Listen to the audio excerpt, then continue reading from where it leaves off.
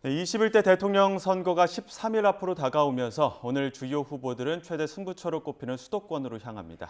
전국 상황 두 분과 짚어봅니다. 장성호 국민의힘 중앙선대위 공보부단장, 차재원 부산가톨릭대 특임교수와 함께합니다. 어서 오세요. 네, 안녕하세요. 안녕하세요.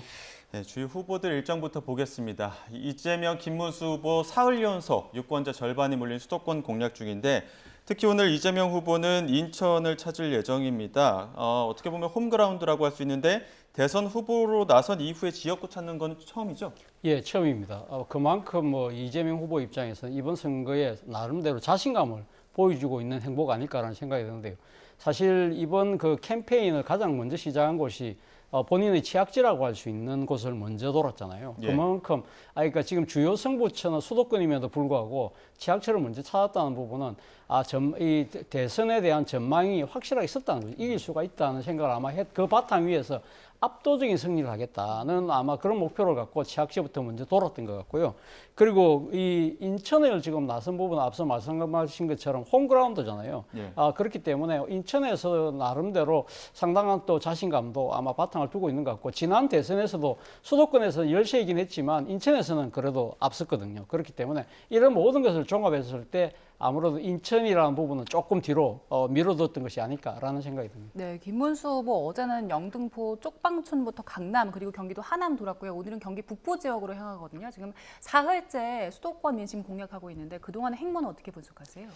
애초에는 김문수 후보 입장에서는 TK가 상당히 지난 후보 교체 과정에서 국민의힘 입안이 됐기 때문에 TK, PK에 올인하는 그런 경향을 보였고, 최근에는 우리 유권자가 4,425만 명입니다. 여기에서 경기도가 1,159만, 그리고 26% 정도가 되고, 그리고 서울이 830만이니까 18%, 그리고 부산이 6.5% 정도 되는데, 그만큼 서울, 경기, 인천 수도권의 유권자가 상당히 많지 않습니까? 결국은 대선의 승패는 수도권에서 결정이 난다. 그럼에도 불구하고 본인의 어떤 정당의 본거지인 국민의 입장에서는 TK, PK, 그리고 민주당 입장에서는 호남, 여기에서 어느 정도 일정 부분 80% 이상의 득표율을 갖지 않으면 수도권에서 이긴다 하더라도 나중에 간발의 차로 석패할 가능성이 상당히 크기 때문에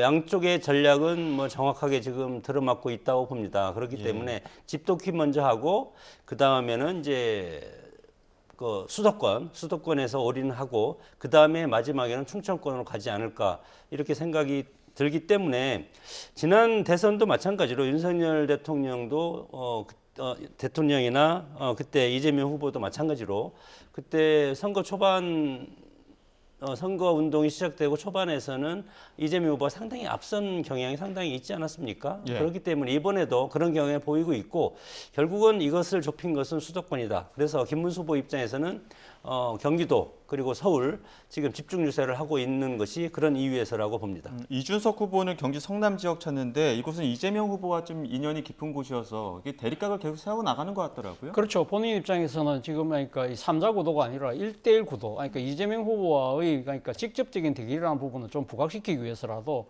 이재명 후보가 상당히 강세를 띠고 있는 지역에 가서 소위 말하는 정면 돌파를 지금 시도하고 있는 것이 아닐까라는 생각이 들고요. 또 이런 모습을 적극적으로 보여줄 필요가 있는 것이 지금 이 범보수 단일화와 관련된 여러 가지 정치적 압력이 커지고 있잖아요. 이런 부분들을 돌파하기 위한 나름의 하나의 수순이라는 생각이 듭니다. 예, 어제 수도권 유세에 나섰던 대선 후보들 그 유세 현장의 모습을 직접 보고 오겠습니다. 6월 3일은 압도적인 승리의 날이라고 하면 안 됩니다. 압도적인 응징의 날입니다. 압도적으로 응징해줘야 합니다, 여러분. 그리고 우리는 압도적으로 이긴다 이런 소리 하지 않습니다. 득표율 몇 프로 이런 얘기 하지 않습니다. 우리는 한 표라도 반드시 이겨야 합니다. 맞습니까? 얼마나 죄를 많이 지었는지 이제는 방탄 입법, 법까지 방탄 입법을 만들고 있는 사람이 있습니다. 죄 많은 사람은 방탄 조끼를 입을 것이 아니라 가장 안전한 국가 방탄 시설 교도소에 가서 앉아 있으면 됩니다, 여러분. 법카 때문에 지금 또 여러 가지로 말이 많은데 여러분, 이렇게 조금만 틈만 있으면 거기를 비집고 나오는 연탄가스 같은 사람, 이런 사람 대통령 뽑으면 되겠습니까, 여러분? 네, 이재명 후보, 우리는 한 표라도 반드시 이겨야 한다 이렇게 말을 네. 했어요. 요즘에 그 낙관론을 금지한다는 그 네. 금지론 자체가 민주당에 내려왔더라고요. 그렇죠. 지금 이렇게 좀 조심하는 모습을 보이는 이유는 어디 있다고 보세요? 아무래도 뭐 이번 그러니까 선거 전망에 대해서 전문가들의 평가가 상당히 좀 그러니까 이재명 후보가 유리하다는 이야기들이 많이 나오고 있잖아요. 만약 이런 식의 낙관론이 지배적인 상황이라고 한다면 지지층들의 입장에서는 사실 좀 느슨해질 수 있는 좀 그러니까 지지층들의 방심을 예방하기 위해서라는 생각도 들고요. 그리고 또 하나는 트라우마죠. 지난 2022년 대선 때 이재명 후보가 당시 0.73%로 승패를 냈잖아요. 마지막에 표 결집이 약간 모자라는 바람에 그 때문에 졌다고 판단하기 때문에 절대 느슨해서는 안 된다는 이야기를 분명히 하고 있는 것 같고, 또 하나는 상당히 압도적으로 이긴다고 하면 그 자체가 상당히 오만해 보이잖아요. 유권자들에게 오만하게 비치는 순간 사실 유권자들의 마음이 돌아갈 수 있기 때문에 이런 부분을 경계하는 측면이 분명히 있고, 그리고 또 완전히 압도적인 응징이라는 부분은 이번 이 대선이 왜 생겼느냐, 이 조기 대선이 생긴 이유는 결국 윤석열 전 대통령의 12.3 비상계엄 그리고 내란 사태, 이런 부분들을 응징하기 위해서 이번 대선이 생긴 만큼 이 명분을 생각해서라도 투표에 참여해달라는 이야기를 지금 하고 있는 것이 아닐까라는 생각이 듭니다. 김문수 후보는 유세보까지 이렇게 들춰 보이면서 방탄 공략에 굉장히 공을 들이고 있는 것 같더라고요. 후보의 차별화라고 생각이 듭니다. 이재명 대표가 언제부턴가 물론 뭐 살해 위협이 있다고 그렇게 제보가 있다고 했지만 그거에 대해서는 경찰 수사 의뢰도 하지 않고 있고, 예. 이런 것을 보면은 지금 김문수는 국민 앞에, 이재명은 방탄 뒤에, 이런 캐치프레이즈를 지금 쪽지뉴스로서 지금 국민의힘 입장에서는 선대위에서 이것을 곳곳에 홍보를 하고 있는 것이고, 김문수 후보 입장에서도 어제 이 자켓을 열어 보이지 않았습니까? 예. 그만큼 김문수 후보는 청렴하고 그리고 올곧고 그리고 국민한테 죄짓지 않았고, 반면에 이재명 후보 같은 경우는 여러 가지 재판 리스크라든가 지금 대법원에서 파기환송을 해서 유죄 취지로 파기환송했기 때문에 유죄 취지가 지금 나 있지 않습니까? 그렇기 때문에 물론 거기에다가 또 방탄 입법이라든가 방탄 조끼, 방탄 유리, 그리고 방탄 헬멧까지 앞으로 또 한다는 그런 소문도 있는데, 그런 차원에서 봤을 때 김문수 후보 입장에서는 국민의 대표고 친밀감 있게 국민의 대표로서 나와서 나라를 이끌겠다는 사람이 국민을 어떤 방탄, 국민을 본인을 공격하는 대상으로 보는 것이 아닌가. 물론 선거에 있어서 테러 같은 것은 상당히 주의해야 되고 조심해야 되고 후보자 본인도 조심을 해야 될 부분도 있겠지만 너무 초장부터 저렇게 방탄 조끼를 하고 다니고 이런 것이 중도층에서 좀 전에 얘기했지만 압도적 승리 가지고 압도적 응징을 해달라고 이재명 후보가 얘기하지 않았습니까? 오만하게 보인다는 것은 중도층이 이탈할 수 있다는 것이고, 자만하게 보인다는 것은 지지층이 이탈한다는 겁니다. 그렇기 때문에 김문수 후보 입장에서는 지금 추격하는 입장에서 1위 후보인 이재명 후보와의 어떤 차별성이 무엇인지 이거에 대해서 직접적으로 공격도 하고, 이런 방탄 조끼라든가 방탄 유리 같은 거를 통해서 본인의 해서 총을 쏘면 맞겠다, 그러는 것은 나는 국민을 믿는다, 그런 또 신뢰의 뜻도 있습니다. 그렇기 때문에 이런 것들은 뭐 어떤 선거 전략 차원에서 중도층을 움직이기 위한 그런 전략이라고 봅니다. 네, 이렇게 김문수 후보가 난 방탄조끼 필요 없다라고 말하면서 이재명 후보를 겨냥하고 있는데, 최근 이재명 후보 유세 현장에 방탄 유리도 등장을 했죠. 이걸 두고 민주당과 국민의힘이 공방을 벌이고 있는데 관련 목소리 들어보겠습니다. 여러분, 저는 이 방탄조끼 입었습니까? 저는 방탄조끼 입을 필요가 없어요. 방탄조끼를 왜 입습니까? 저는 이 경찰 경호가 지금은 경찰 경호도 필요 없다. 그렇더니만은 민주당하고 우리하고 같이 이 형평을 맞춰야 되기 때문에 안 받으면 경호 안 하면 안 된다는 거예요. 나는 필요 없다. 내가 총 맞을 일 있으면 저는 맞겠습니다. 이재명 후보 신변 위협 관련 영상이 유포되고 있습니다. 해당 이용자는 이재명 척결단 가입할 사람 댓글 주세요 라며 암살 테러를 목적으로 한 영상을 제작하였습니다. 날 암살단 모집 영상까지 제작한 바 민주파출소는 빠르게 조치를 취할 예정임을 밝힙니다. 네, 이렇게 국민의힘 쪽에서는 지금 민주당의 움직임을 정치 쇼다, 과하다라고 비판을 하고 있지만 실제로 그 민주당 중앙당사 인근에 흉기와 비비탄 총을 가지고 있는 남성이 경찰에 붙잡히기도 했더라고요. 그래서 민주당은 이건 싫지 않은 위협이다 이렇게 보고 있는 것 같아요. 그렇죠. 뭐 민주당 입장에서는 뭐 우리가 멀리 갈 필요도 없이 지난해 초에 부산에서 벌어졌던 이재명 후보에 대한 그 피습 사건, 예. 이재명 후보가 정말 절체절명의 위기를 맞이했던 아주 엄중한 사태가 벌어졌잖아요. 그렇기 때문에 민주당 입장에서는 아마 후보에 대한 보호 조치를 아무리 더 많이 강화한다 하더라도 지나치지 않다고 판단할 가능성이 높다는 것이죠. 방금 말씀하신 것처럼 어제는 또 당사 주변을 배회하는 이 지금 그 행인의 소지품에서 예. 상당히 흉기가 나왔다. 이런 부분들은 민주당 입장에서 상당히 심각하게 받아들일 수밖에 없는 상황이고요.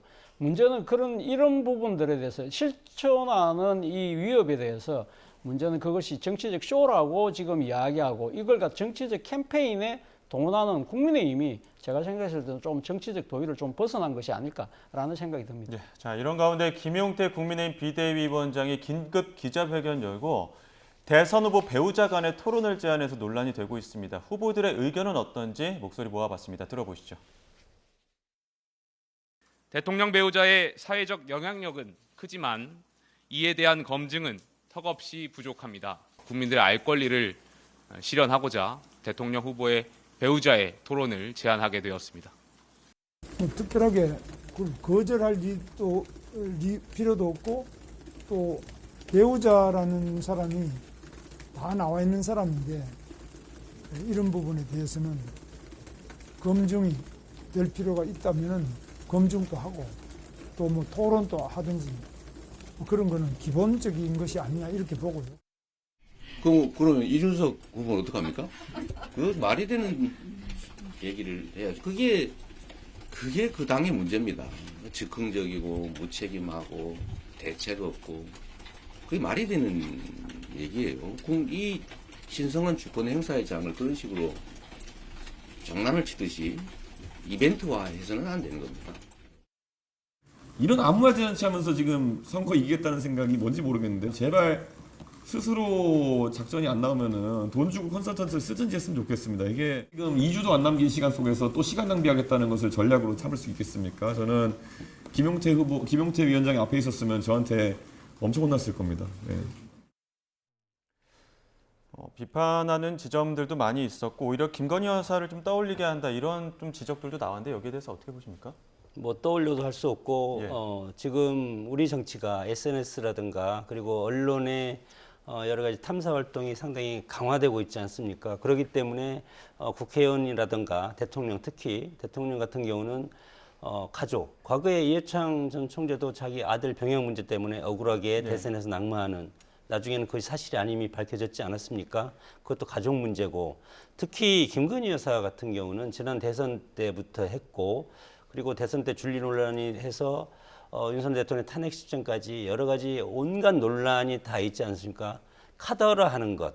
카더라 하는데 결국은 카더라가 여론을 뒤덮고 결국은 투표라든가 이런 걸 통해서는 결정적인 역할을 하기 때문에 민주당이 전매 특허가 배우자, 가족, 여러 가지 검증하는 그런 것이 전매 특허라고 저는 생각이 들고 이런 것들이 지금까지는 음성화되어 있는데 이것을 저는 양성화시킬 필요가 있겠다 그렇게 봅니다. 왜냐하면 배우자의 여러 가지 리스크가 문재인 전 대통령 때도 뭐 여러 가지 타지 말며 뭐 그런 것도 있고 여러 가지가 있지 않습니까? 그렇기 때문에 국민들 입장에서는 대통령도 중요하지만 대통령을 안에서 내조하는 소리 없이 내조하지만 또 밖에서 시끄럽게 할 수도 있지 않습니까? 그렇기 때문에 배우자의 역할이 상당히 중요한 그런 시대가 되어 있습니다. 그렇기 때문에 이렇게 주장하는 것은 국민의힘의 지난번 김건희 여사의 여러 가지 리스크 이런 거에 대해서도 민주당한테 상당히 많이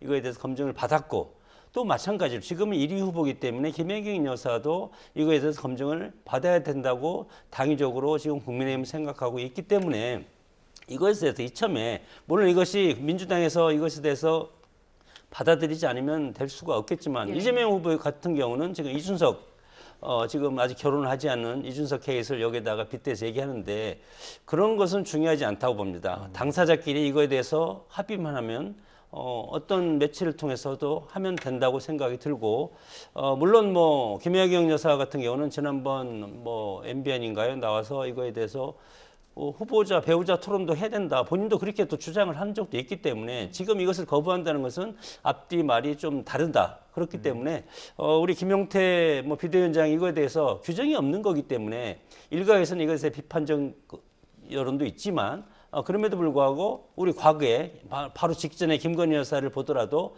이것을 양성화시킬 필요는 있다고 봅니다. 네, 말씀하신 것처럼 김혜경 여사는 지난 대선 때 이제 대선 후보의 배우자는 무한 검증을 받아야 한다라는 얘기를 했었고 설란영 이번에 대해서는 사실 아무 입장을 내지 않고 있는 상황이고요. 설란영 여사 같은 경우는 이제 국민이 원하면 언제든 응하겠다라고 말을 했는데 어제 국민의힘 쪽에서 제안한 배우자 토론회에 대해서는 어떤 입장이세요? 글쎄요, 뭐 제가 뭐 보았을 때는 상당히 그러니까 국민의힘에서 왜 이걸 갑자기 제안했을까? 속내가 너무 빤하게 들여다 보인다는 것이죠. 지금 김혜경 여사 같은 경우는 지금 뭐 법카 문제 때문에 지난번에 수사를 받았지만 기소는 되지 않았습니다. 물론 그렇지만 그리고 또 이 그러니까 지난번 대선 때 경선 과정에서 식사비를 대신해서 내줬다는 것 때문에 지금 벌금을 받은 그런 상황이기 때문에 이런 부분들을 좀 두드러지게 그러니까 지금 드러내기 위한 하나의 정치적인 노림수를 갖고 지금 이야기를 하는 것이라는 거기 때문에 속내가 너무 빤하다는 거예요. 그러니까 앞서 말씀하신 것처럼 배우자에 대한 검증도 할 필요가 있죠. 그러나 이것이 그러니까 배우자들 간의 토론 방식으로 이루어져야 된다는 부분에 대해서는 많은 분들이 고개를 끄를 수밖에 없을 거예요. 실제 배우자들이 토론을 통해서 무엇을 검증할 수 있을까요? 저는 그런 생각을 합니다. 뭐 대통령 후보 같은 경우는 정책이나 비전을 갖고 우리가 이야기를 할 수 있지만 배우자에 대해서 어떤 걸 물어볼 수 있을까요? 좀 그런 측면에서 좀 말이 안 된다는 생각이 들고 또 하나는 국민의힘에서 이 부분을 들고 놓은 것 자체가요. 사실 좀 자가당착인 이유가 있는 것이 국민의힘이 대통령의 배우자가 그 숱한 논란이 있을 때도 아무 말도 안 하고 그 대통령 배우자의 제기된 의혹들에 대해서 특검법이 여러 번 국회에 통과됐음에도 불구하고 결국 그러니까 이 재의결 과정에서는 거부하는 이러한 상황에 대해서 언제 반성부터 할 필요가 있는 것이 아닐까라는 생각이 든다는 거예요. 앞서 저희가 녹취로도 들었습니다만 이준석 후보의 경우에는 만약에 김용태 비대위원장이 있었으면 혼냈을 것이다 이렇게 또 비판을 했거든요. 여기에 대해서 한동훈 전 대표는 이거 꼰대짓이다 이렇게 또 지적을 했는데 여기에 대해서는 또 어떤 의견이십니까? 일당 국민의힘의 뭐 비대위원장 당 대표지 않습니까? 대표가 저런 제의를 한 것은 물론 정치적일 수도 있지만 그런 거기에 숨어 있는 여러 가지 의미가 상당히 크다고 봅니다. 뭐 국민의 입장에서 보면은 토론을 제의해서 민주당이 즉각, 특히 후보가 직접 즉각 거부를 하지 않았습니까? 그런 것은 검증 회피. 이렇게 해서 효과를 이미 얻었다고 봅니다. 그럼에도 불구하고 이거에 대해서 제3당 후보인 물론 개혁신당과 우리 국민의힘이 서로 단일화를 위해서 지금 여러 가지 상당히 뭐 막판 단일화가 상당히 중요한 그런 이슈가 되기 때문에 개혁신당 이준석 후보에 대해서 비판할 의도는 없지만 한동훈 후보가 입장에서는 이거에 대해서 왜 제3당이 국민의힘 당대표가 얘기한 것을 그리고 어떻게 생각하면 이것이 의미가 있지 않냐. 과거에 김건희 여사도 마찬가지로 이런 검증이 있었으면 윤석열 대통령을 안 뽑을 수도 있지 않았겠냐. 그런 뉘앙스까지 있지 않겠습니까? 그렇기 때문에 이런 거에 대해서는 왜 이준석 후보가 이거에 대해서 뭐라고 했습니까? 엄청 혼났을 것이다. 이런 말을 공당의 대표를 지냈던 이준석 후보가 이런 말을 했다는 것이 부적절했다는 그런 지적을 했다고 봅니다. 예, 알겠습니다. 자, 이제 대선에 2주도 안 남은 상황에서 민주당과 국민의힘이 서로 고발전을 이어가고 있는데요. 먼저 관련 목소리 듣고 오겠습니다. 내가 알아보니까 8,000원, 10,000원 받는 커피의 원가가 120원이더라. 그러니 차라리 업종 전환하는 게 훨씬 더 낫지 않겠냐? 지원해 주겠다. 이렇게 말했는데 뭐 이상한 거 있습니까? 조직적으로 나서가지고 이재명이 커피 원가가 120원인데 그거를 업자들이 8,000원에서 10,000원을 비싸게 팔고 있다고 업자들을 폄훼하더라라고 따옴표를 쳐가지고 그러면 됩니까? 4차례에 걸친 신청 기회가 있었음에도 불구하고 김문수 후보께서는 신청을 하지 않으셨습니다. 만약 김문수 후보가 민주화 동지들에게 주는 10억 보상금을 신청해서 받았다면 적어도 이준석 후보보다는 재산이 많았겠죠. 김문수 후보는 이런 분입니다. 아주 파도 미담뿐인 파파미. 네, 지금 양당에서 이제 계속해서 고발전 오가고 있거든요. 이런 상황은 어떻게 보고 계세요? 역시 그러니까 이번 선거도 혹시나가 역시나가 아닐까라는 생각이 듭니다. 지난 2022년 대선이 상당히 그러니까 최악의 네거티브 선거전이었잖아요. 그런데 이번에는 좀 그렇지 않다. 나름대로 상당히 좀 낙관적인 전망이 좀 우세했는데 이 지금 선거 중반을 넘어가면서 결국 구태의 모습으로 돌아가고 있는 것이 아닐까라는 것이 유권자의 한 사람으로서 상당히 좀 안타깝다는 생각이 드는데요. 저는 뭐 이런 생각을 해봅니다. 그러니까 지금 민주당에서 이 이재명 후보의 120원, 커피원가 120원 발언과 관련해서 이 부분을 상당히 비판했던 지금 김용태 국민의힘 비대위원장을 고발을 했는데 저는 이런 부분들도 저는 사실은 조금 지나친 것이 아닐까라는 생각이 듭니다.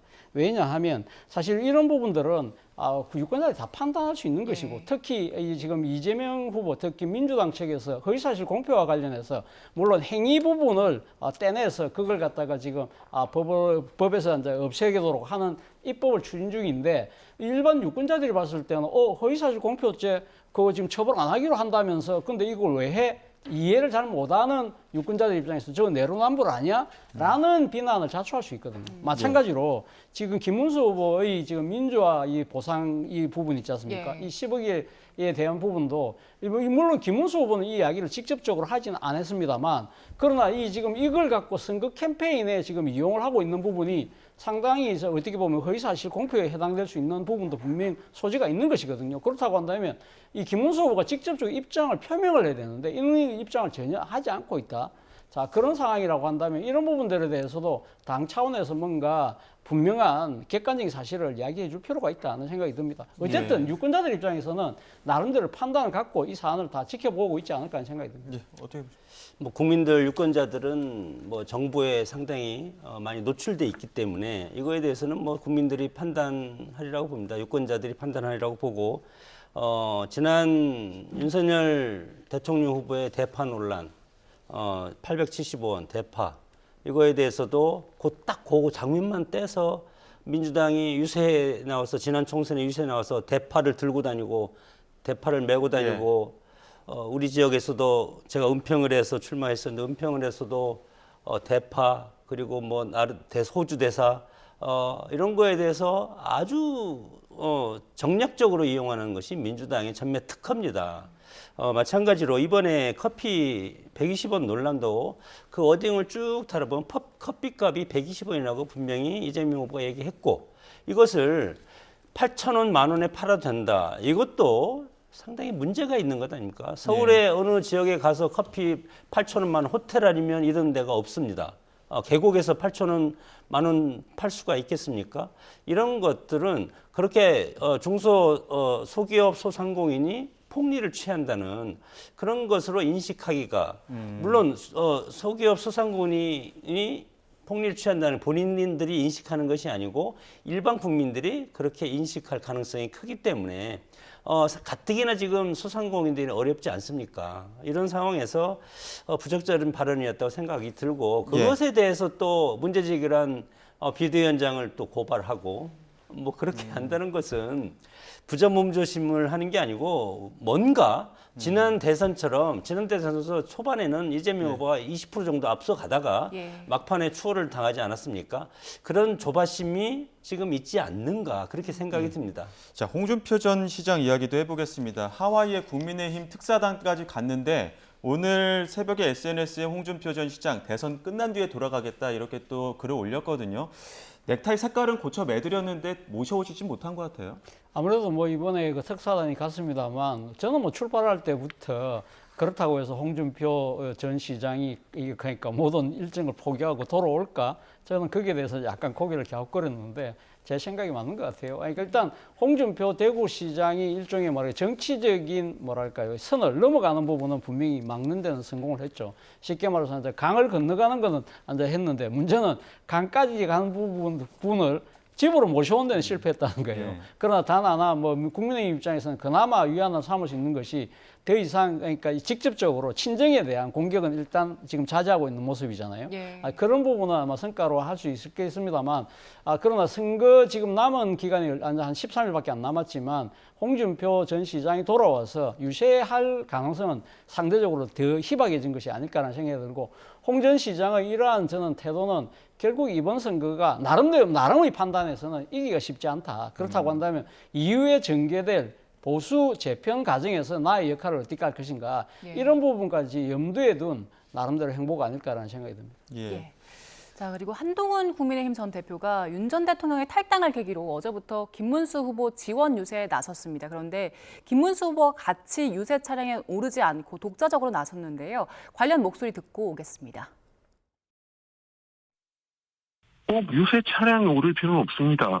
광안리에는 워낙 이렇게 많은 지지자들과 일반 시민들이 합류하기 때문에 자칫 유세 차량이 전반적으로 그 혼선을 줄 수도 있는 겁니다. 완전히 다른 생각이 다른 분들 지지층도 다를 수밖에 없지 않습니까?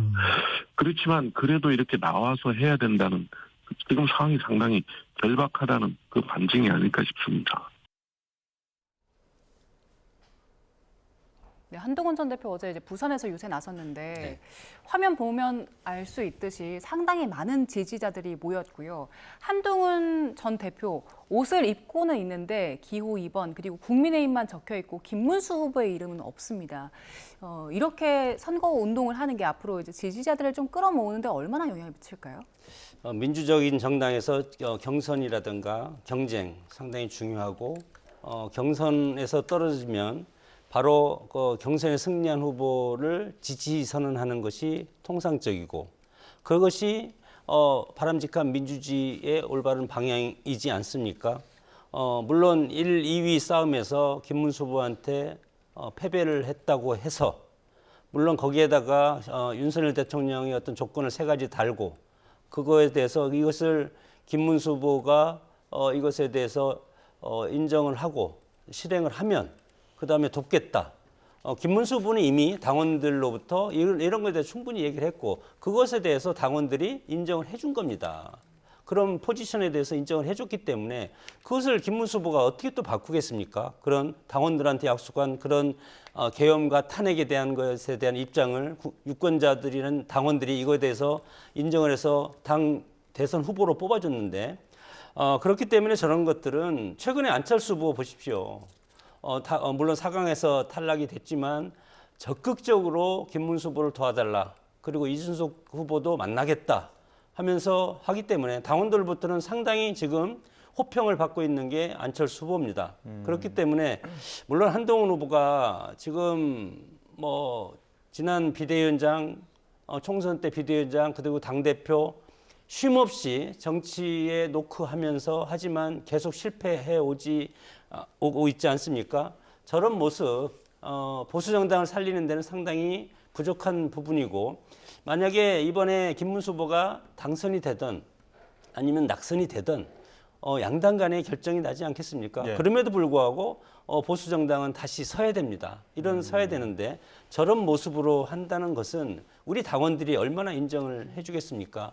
어떻게 보면은 정치를 한 것이 상당히 짧다. 본인은 상당히 오래 했다고 느끼는 것 같은데 상당히 짧지 않습니까?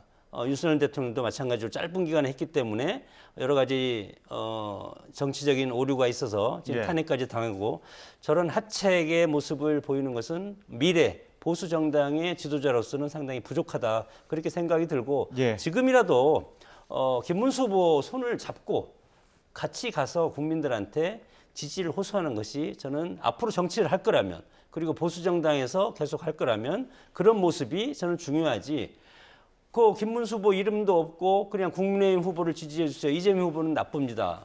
그렇게 하면 그것도 지지는 지지인데 그런 모습을 정치라는 것은 명확하게 내가 패배하면 승복하는 모습도 국민들이 알아야 되고 아, 저 사람은 승복을 하는구나. 그러면 저 사람한테 미래가 있구나. 그런 걸 하는데 지금 모습은 승복하지 않는 모습이 예. 조금 보이기 때문에 상당히 저는 안타깝다고 봅니다. 홍준표 전 시장은 돌아오지 않고 있고 한동훈 전 대표는 이름 없는 유세, 그리고 한덕수 전 총리는 지금 아직까지 움직임이 없거든요. 보수 결집 성공할까요? 글쎄요. 뭐 일단 한덕수 전 총리 같은 경우는 저는 뭐 유세에 나올 가능성이 상당히 적지 않을까라는 생각이 듭니다. 뭐 아시다시피 평생 관료만 하신 분이고 한 번도 선거 유세를 해보신 적이 없는 분이기 때문에 경험이 없다는 측면도 분명히 있는 것이고 또 하나는 이 좀 감정적 앙금이 그대로 남아 있지 않을까 하는 생각이 듭니다. 그렇기 때문에 좀 이 지금 범보수 대통합이라는 차원에서의 그런 뭐 이 김문수 후보와 좀 이렇게 정치적으로 약간 노선이 다른 분들을 한 차에 모시기는 쉽지 않은 형국이다 하는 생각이 듭니다. 알겠습니다. 여기까지 듣겠습니다. 지금까지 장성호 국민의힘 중앙선대위 공보부단장, 차재원 부산가톨릭대 특임교수 두 분과 함께했습니다. 고맙습니다. 고맙습니다.